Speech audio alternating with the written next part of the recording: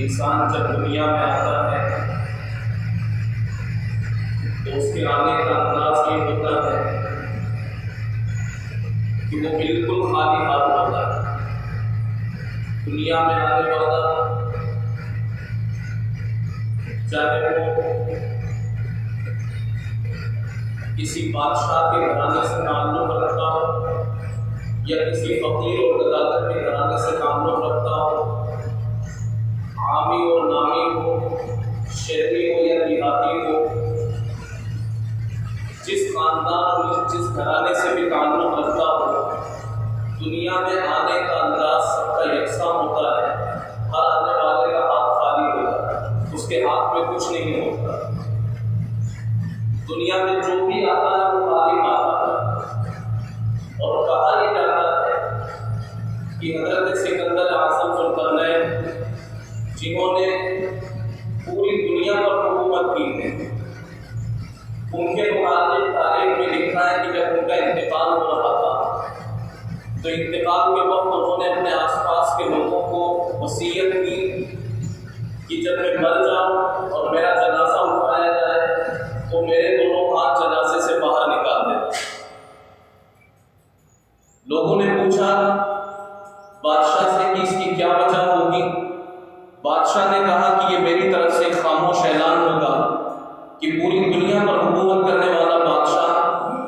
آج یہ تنہا نہیں چل سکتا ہے، 4 لوگوں کے کاندھوں پر سوار ہو کر جا رہا ہے، اور اس کے پاس سب کچھ تھا، لیکن آج جب یہ دنیا چھوڑ کر کے جا رہا ہے تو کفن سے دونوں ہاتھ باہر نکلے ہوئے ہیں کہ خالی ہاتھ جا رہا ہے۔ معلوم یہ ہوا کہ انسان دنیا میں آتا ہے تو خالی ہاتھ آتا ہے، دنیا سے جاتا ہے تو چاہے اس کے پاس جائیداد ہو، مکان ہو، کوٹھیاں ہوں، باغات ہوں، بنگلے ہوں، بینک بیلنس ہو، اور زندگی گزارنے کے پرائش سامان ہو، ان تمام چیزوں کے باوجود بھی جب وہ دنیا سے جاتا ہے تو خالی ہاتھ جاتا ہے۔ آیا بھی خالی ہاتھ ہے اور جانا بھی خالی ہاتھ ہے۔ نبی پاک علیہ الصلوۃ والسلام نے حدیث پاک میں بیان فرمایا یتبع المیت ثلاثۃ، جب انسان مر جاتا ہے تو اس کے جنازے کے ساتھ ساتھ 3 چیزیں چلتی ہیں۔ ایک تو اس کا مال، ایک اس کے رشتہ دار، اور ایک اس کے اعمال۔ جب اس بندے کو قبر میں دفن کر دیا جاتا ہے تو ایک چیز وہاں رہ جاتی ہے، 2 چیزیں واپس لوٹ آتی ہیں، 3 چیزیں ساتھ جاتی ہیں، مال، رشتہ دار اور اعمال، یہ 3 چیزیں ساتھ جاتی ہیں۔ جب اس کو قبر کے حوالے کر دیا جاتا ہے اور مٹی کے نیچے اسے دبا دیا جاتا ہے، ایک چیز اس کے ساتھ رہ جاتی ہے، یعنی کہ اس کے اعمال، رشتہ دار بھی واپس ہو جاتے ہیں اور اس کا مال بھی اس کے کام کرنے لگتا ہے۔ انسان زندگی میں محنت کر کے آیا بھی خالی ہاتھ، جاتا بھی خالی ہاتھ، لیکن زندگی میں محنت کر کے وہ بہت کچھ کما لیتا ہے۔ کسی کے پاس کروڑوں اربوں تک کی سمپتی ہوتی ہے، بڑے بڑے مکانات، عالیشان محلات ہوتے ہیں، لیکن اب اس کے کام کا کچھ نہیں، اس کے کام کا صرف اس کا عمل ہے، اس کے اعمال ہے، اور اس کے کام کی کوئی چیز نہیں۔ تو وہ یہ سارا مال جو اس نے کمایا ہے دنیا میں، اس کے متعلق شریعت کا کیا حکم ہے؟ اس کے متعلق شریعت کا حکم یہ ہے کہ اب اس کو وراثت بنا کر کے بعد میں رہ جانے والے رشتہ داروں کے درمیان تقسیم کیا جائے۔ اور یہ جو وراثت کا مسئلہ ہے، انسان تنہا آیا ہے، تنہا جائے گا، خالی ہاتھ آیا ہے لیکن دنیا میں بہت کچھ کمایا ہے، ساتھ کچھ نہیں جائے گا، خالی ہاتھ جائے گا۔ یہ جو کما کر کے رکھتا ہے، یہ کمایا ہوا یہ کس کا ہے؟ یہ اس کے رشتہ داروں کا حق ہے، یہ اس کے وارثوں کا حق ہے۔ شریعت مطالعات ہے، اس میں جو سختیاں رکھی ہیں اور جو احتیاط رکھی ہیں، ایک واقعہ آپ کے سامنے ذکر کرتا ہوں۔ ہمارے بزرگوں میں ایک نام ہے عبد القصار، انہیں معلوم ہوا کہ ان کا ایک دوست بیمار ہے، وہ اپنے بیمار دوست کی عیادت کرنے کے لیے گئے، اس کا حال پوچھنے کے لیے گئے۔ حال چال پوچھ ہی رہے تھے کہ طبیعت بہت زیادہ بگڑی اور ان کے دوست کا وہی انتقال ہو گیا، اسی حال چال پوچھتے پوچھتے انتقال ہو گیا۔ اور جہاں ان کا وہ بیمار دوست لیٹا ہوا تھا جو کہ مر چکا تھا، وہیں ایک چراغ بھی جل رہا تھا۔ ہم لوگ بسات نے فوراً اس چراغ کو بجھایا اور چراغ کو بجھانے کے بعد میں اپنے خادم کو کہا کہ بازار سے تیل لے کر کے آؤ۔ وہ تیل لے کر کے آیا، چراغ میں وہ تیل ڈالا گیا، اس کے بعد میں چراغ جلایا گیا۔ لوگوں نے پوچھا کہ اندر چراغ تو پہلے سے بھی جل رہا تھا، تو حمدون بسات نے کہا کہ یہ جو شخص جو چارپائی پر لیٹا ہوا ہے جس کا انتقال ہوا ہے، یہ چراغ اس کے تیل سے جل رہا تھا، اور جب تک زندہ تھا تو اس تیل کا یہ مالک تھا، اس کی تمام چیزوں کا مالک یہ تھا، لیکن جب اس کی روح قبض ہو گئی اب یہ ایک ذرے کا بھی مالک نہیں ہے، اس چیز کے مالک اس کے ورثاء ہیں، اور جب تک وارثوں کی اجازت نہ ہو ان کی اس اجازت کے بغیر کوئی بھی چیز استعمال نہیں کی جا سکتی۔ اس لیے میں نے تیل منگوایا، اس لیے کہ اب یہ اس کا مالک نہیں تھا اور مالکوں نے اجازت نہیں دی، تو انہوں نے تیل منگوا کر اس چراغ کو روشن کیا، روشنی ہو گئی۔ اس سے ہمیں اندازہ لگانا ہے کہ جیسے ہی کسی کی وفات ہوتی، وفات کے بعد میں جو کچھ بھی اس کی ملکیت میں جن جن چیزوں کا وہ مالک ہے، اب کسی چیز کا وہ مالک نہیں رہتا، اب رشتے داروں کا ہو جاتا ہے، اب وارثوں کا ہو جاتا ہے۔ نبی پاک علیہ السلام کے زمانے میں ایک مشہور صحابی ہے حضرت اوس بن ثابت رضی اللہ عنہ، اوس بن ثابت رضی اللہ، ان کا انتقال ہوا۔ ان کے انتقال کے بعد ان کا جو مال تھا اس مال کو تقسیم کرنے کا مسئلہ ہے کہ ان کے مال کو کیسے تقسیم کیا جائے۔ تو ان کی دو بیٹیاں تھیں اور ایک نابالغ بیٹا تھا، چھوٹا سا بیٹا تھا، اور ایک ان کی اہلیہ تھی۔ مرنے کے بعد ان کی دو بیٹیاں، ایک نابالغ بیٹا اور ایک ان کی اہلیہ، ان کی بیوی تھی۔ آس پاس کے لوگوں نے جو ساتھ رہنے والے ہوتے ہیں، قریبی رشتے دار ہوتے ہیں، انہوں نے حضرت اوس بن ثابت رضی اللہ تعالیٰ عنہ کا پورا مال اٹھایا اور اٹھا کر کے ان کے چچا زاد بھائیوں میں تقسیم کر دیا۔ وجہ کیا تھی؟ وجہ یہ تھی کہ عرب کے قدیم دستور ہوئے اور پرانی جو رسم تھی، ان کی پرانی رسم یہ تھی کہ مرنے کے بعد جو مال ہوگا یہ مال کسی عورت کا حصہ نہیں ہو سکتا اور کسی نابالغ کا حصہ نہیں ہو سکتا، اور انہوں نے تو مرنے کے بعد عورتیں نہیں چھوڑی، دو بیٹیاں، ایک بیوی اور ایک نابالغ بیٹا، لہذا وہ مال اٹھا کر کے اور ان کے چچا زاد بھائیوں کو دے دیا گیا۔ یہ نبی پاک علیہ السلام کے پاس ہے، ان کی دو یتیم بیٹیاں، ایک یتیم بیٹا اور ایک بیوہ بیوی نبی علیہ السلام کی خدمت میں حاضر ہوئے۔ آپ علیہ السلام سے یہ کہا کہ یا رسول اللہ، ہمارے ذمہ دار کا جو انتقال ہو چکا ہے اور ہم بے کس اور بے سہارا ہیں، جو مال تھا وہ مال دوسروں کو دلوا دیا گیا۔ نبی علیہ السلام کو بہت فکر ہوئی اس موقع پر، تو آپ علیہ السلام کی فکر کے نتیجے میں آیت کریمہ نازل ہوئی، للرجال نصیب مما ترک الوالدان والاقربون، کہ جو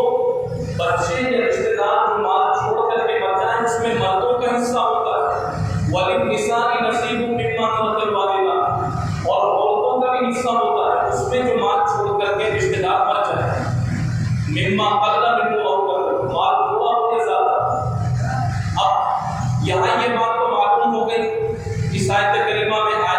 کے نازل ہونے کے بعد کہ کسی کا انتقال ہو تو انتقال کے بعد اس کا جو مال ہوتا ہے وہ مال تقسیم کیا جاتا ہے۔ کس میں تقسیم کیا جاتا ہے؟ تو عورتوں میں بھی تقسیم کیا جائے گا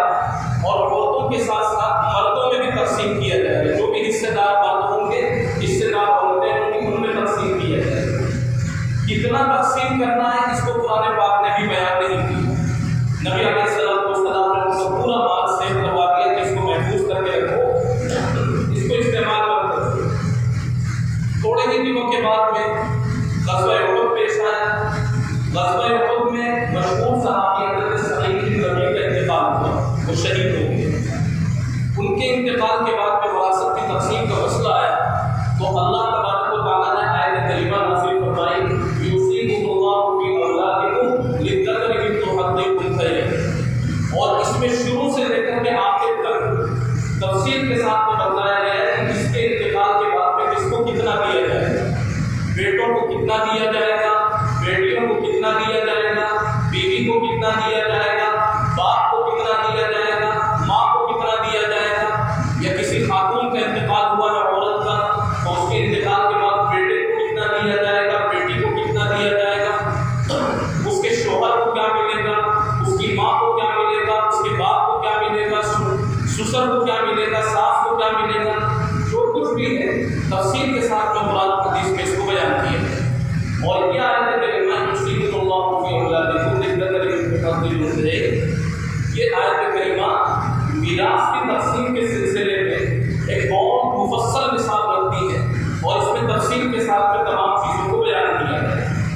نبی علیہ السلام نے اس کے بعد میں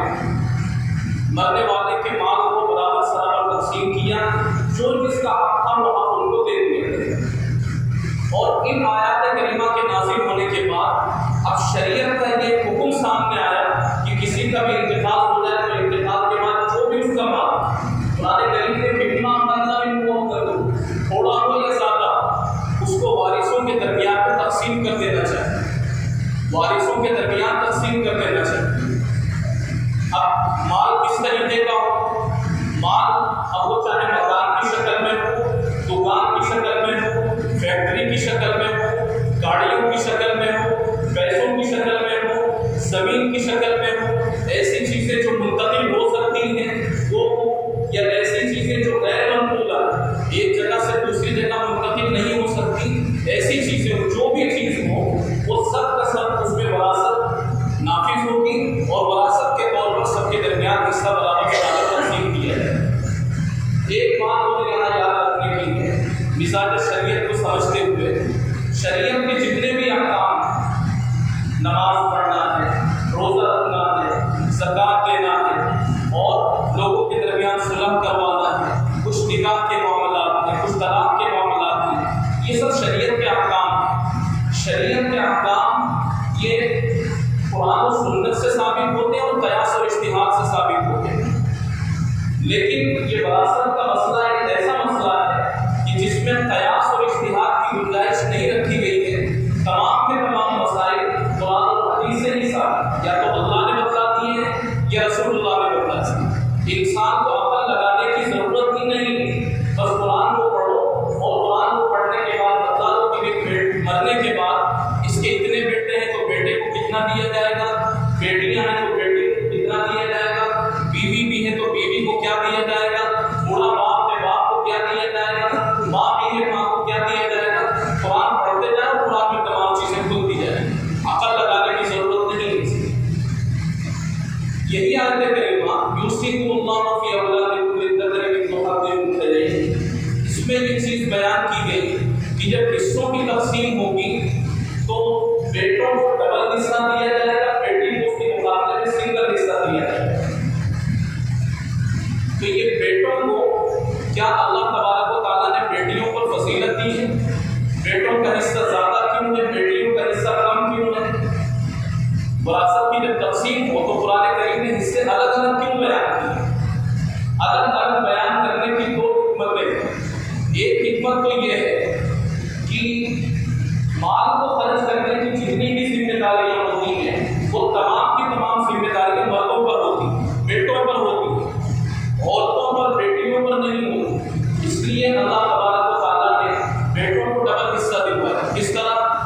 کہ کسی بھی شخص کو اپنا بھی خرچہ چلانا ہوتا ہے، اور اپنی اولاد کی پرورش،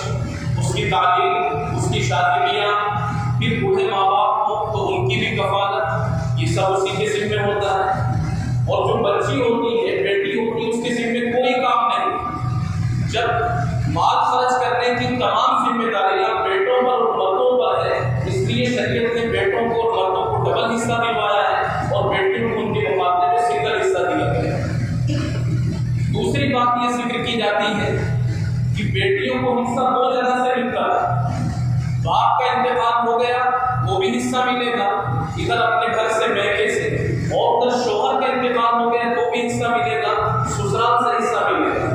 تو بیٹیوں کو دو طرف سے حصہ مل کر کے ان کا بھی برابر ہو جاتا ہے، اور بیٹوں کو ایک ہی طرف سے حصہ ملتا ہے۔ تو اس طرح اگر دیکھا جائے تو مال کی ساری ذمہ داریاں بیٹوں پر ہیں، اس لیے بیٹوں کو زیادہ ملتا ہے۔ اور اگر دوسری طرف سے دیکھا جائے تو بیٹوں اور بیٹیوں سب کا برابر ہو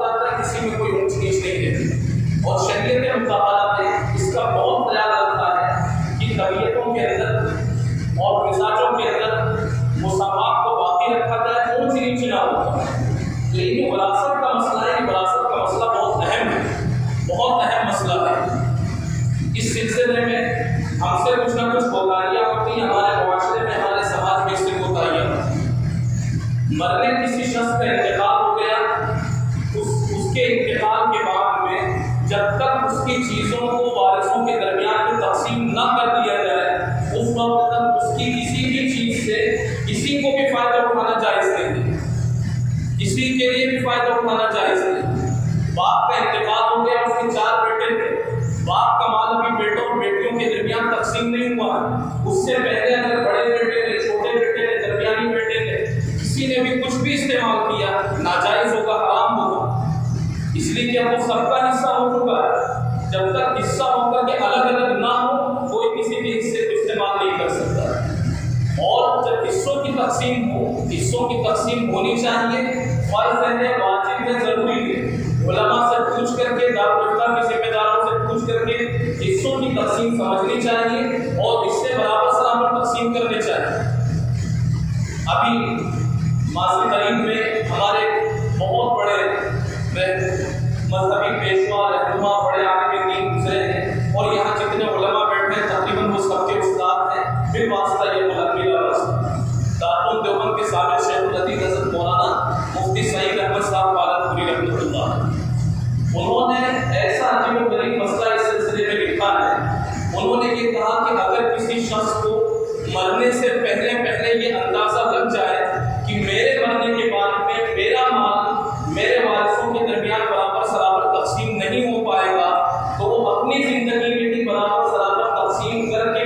اس پر اپنے دستخط کر کے اور کورٹ میں اس کو رجسٹرڈ کروا دیں، تاکہ قانونی اعتبار سے اس کی جائیداد برابر سرابر اس کے وارثوں کے درمیان تقسیم ہو جائے۔ یہ مفتی سعید صاحب نے اس مسئلے کو بیان کیا۔ بہت سنگین مسئلہ ہے اور قرآن کریم نے نہ دینے والوں کے بارے میں کہا ہوتا کہ وراثت کھا کر جب تم حرام کھانے کا ارتکاب کرو گے، یعنی کہ وراثت کے مال کو تقسیم نہ کرنا اور ترکے کو تقسیم نہ کرنا، میت کے چھوڑے ہوئے مال کو تقسیم نہ کرنا، اور تقسیم سے پہلے ہی یا تقسیم کے بغیر ہی اس کو استعمال کر لینا،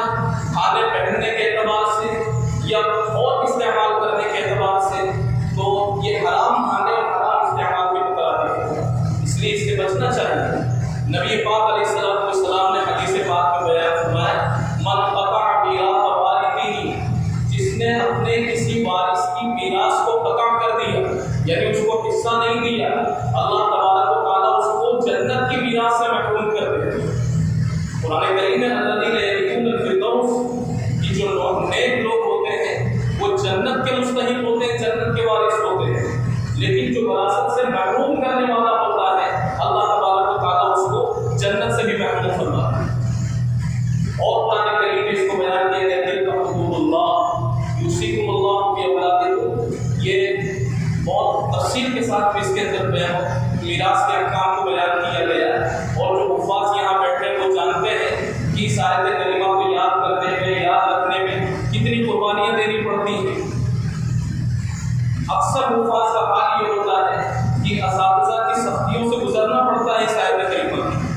اس لیے حفاظ کو، علماء کو آیت کریمہ بہت یاد ہوتی ہے اچھی طریقے سے۔ ہم سب مل جل کر کے علماء سے اور حفاظ سے اس آیت کریمہ کو پوچھیں، سمجھیں اور سمجھ کر کے پھر اس پر عمل کرنے کی کوشش کریں۔ اس آیت کریمہ کے ختم ہونے کے بعد اللہ تبارک و تعالیٰ فرماتے ہیں تلک حدود اللہ،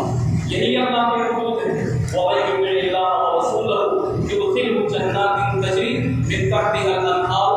کہ جو شخص بھی اللہ کے حدود کو پورا کرے گا اللہ اس کو جنت میں اور بہشت میں داخل فرما دے گا۔ وَذَلِکَ الْفَوْزُ الْعَظِیمُ، بڑی کامیابی ہے۔ وَمَن يَعْصِ اللَّهَ وَرَسُولَهُ، اور جس نے اللہ اور اللہ کے رسول کی نافرمانی کی، وراثت کو روک کر کے، وراثت کو تقسیم نہ کر کے، وارثوں کے حصوں کو روک کر کے، وارثوں کو کم حصہ دے کر کے، وَمَن يَعْصِ اللَّهَ وَرَسُولَهُ وَيَتَعَدَّ حُدُودَهُ، اور اللہ کے حدود میں کمی زیادتی سے کام دیا، يُدْخِلْهُ نَارًا خَالِدًا فِيهَا، اللہ تبارک و تعالیٰ اس کو ہمیشہ ہمیشہ کی جہنم میں داخل فرما دیں گے، وَلَهُ عَذَابٌ مُهِینٌ، اور یہ اس کے لیے بہت تکلیف دہ اور رسوا ہوگا۔ تو یہ جو وراثت کا مسئلہ ہے انتہائی سنگین ہے۔ آخری بات کہہ کر کے میں اپنی بات ختم کرتا ہوں یہیں پر کہ اگر کسی شخص کی وفات کے بعد میں اس کے حصوں کو صحیح طور پر تقسیم نہیں کیا گیا، ابھی میں نے آپ کے سامنے ذکر کیا ہے کہ مرنے کے بعد بیٹوں کا، بیٹیوں کا، بیٹی کا، ماں باپ کا، قریبی رشتہ داروں کا حصہ ہوتا ہے، اور یہ قیاس اور اجتہاد سے نہیں، قرآن و سنت سے ہوتا ہے۔ لہذا اگر کسی شخص کے مرنے کے بعد میں اس کے بیٹوں نے زمین کو، جائیداد کو، گاڑی کو،